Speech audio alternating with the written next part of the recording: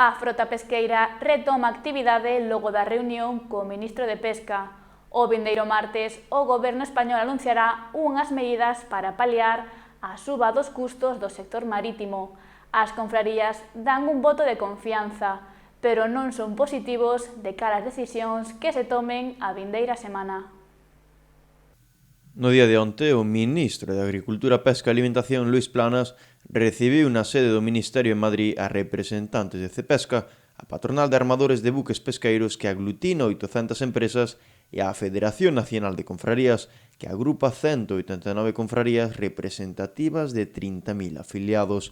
O presidente da Federación Galega de Confrarías, José Antonio Pérez, sinalou que a reunión foi similar ao que agardaban, tocando os temas da rebaixa ao gasóleo, taxas portuarias ou a seguridade social.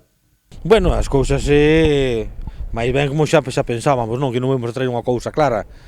O que sí é que se acordou as medidas que se puxeron, bueno, pues, por exemplo, a exoneración da Seguridade Social, que iban a estudiar, están estudiando ahora mismo, por as información que nos temos, as taxas portuarias tamén se están analizando, hai cousas que son inminentes que teñen que ser xa para ahora, non? O que xa sabíamos dos fondos FEMPA, antes que se agilicen un pouco, iso non nos sacan a situación a como estamos ahora mismo.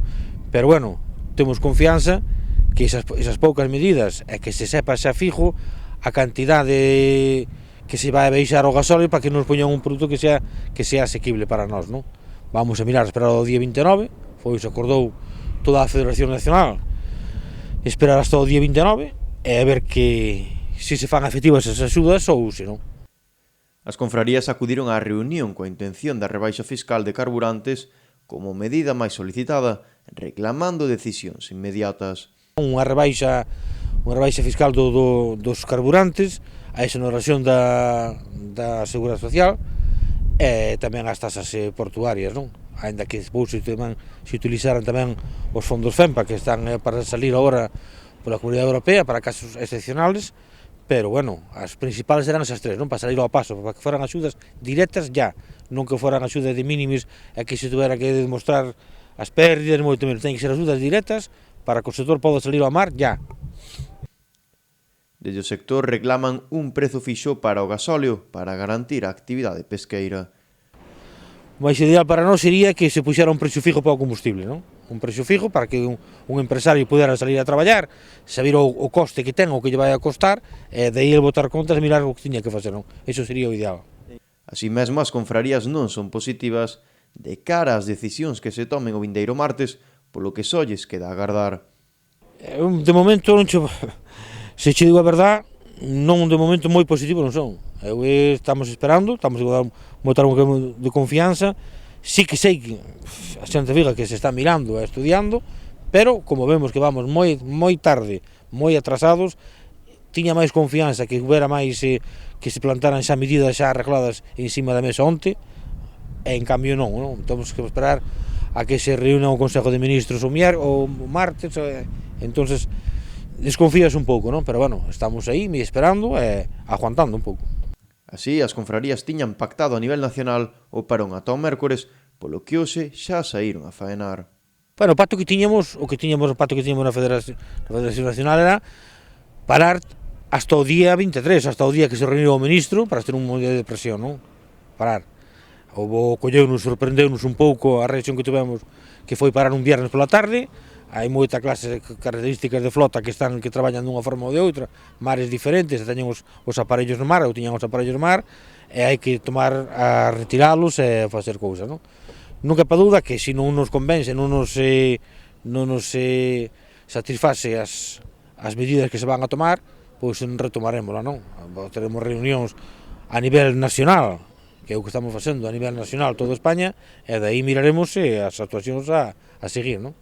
Así mesmo, a maioría dos mariñeiros que saíron ao mar están nunhas condicións moi malas, incluso con perdas, pero coa intención de garantir o produto a nivel local. De momento estamos salindo nas mesmas condicións que estábamos. En estes momentos, o precio do combustible un día sube, outro día baixa un pouco, outro día sube, pero está polas nubes, está carísimo igual, non? Non é o mismo pagar como estamos pagando a 0,50, 0,40 tantos, 0,50 tantos, a pagar como estamos agora a 0,99, a €1, e que chegou a €1,20, non? Efectivamente, hai moitas embarcacións que hai días, que o mar sabemos que é así para todos, un día pescas, outro día non pescas. Hai días que cada pescas, telo que tirar na longa días para a subastalo, hai moita demanda ou hai pouca demanda e non che vale o produto e quedaste na mesma, sempre perdidas. O principal problema ao que se enfronta agora a frota é a folga de transportistas. Desde o sector solidarízanse con eles. A huelga dos transportistas, non, nós somos solidarios con eles, non? A verdad que nós o que si reclamamos tamén, e estamos pedindo ao goberno que se xunte con eles, que se din a sentarse a falar con eles á mesa para buscar unha solución, para buscar unha medida para arreglalo, non? Nós o que estamos convencidos é que eles están defendendo o seu, no seu día tamén estamos defendendo o mismo que eles, van a ser o mismo que estamos defendendo o mismo, e bueno, vamos no mismo camiño, non?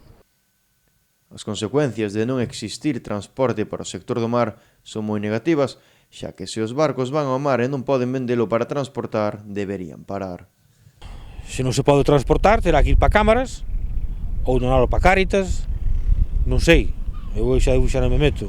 Se non se pode transportar, non o van a comprar. Se non se van a comprar, teremos que parar. Eso está claro. Non, xa non depende do mar, mas ben depende todo do transporte. Se ti vas pescar, traes un produto e non és capaz de vendelo, porque o primeiro día compraráncho, irá para a cámara, pero o segundo día xa non che compran hasta que saquen ese produto. É moi normal, moi lógico. Se non poden distribuir, non se pode, quedamos nada. A flota ten que amarrar, eso está clarísimo. Eso nada, se non sale o transporte, se non se move, se o produto non se move, temos que parar. Queiramos que non queiramos, como están parados outras industrias, como está parado a ganadería, como están parados moitísimas cousas, non? En caso de que o vindeiro martes o goberno local central non satisfaga as necesidades da frota, o sector tomará medidas.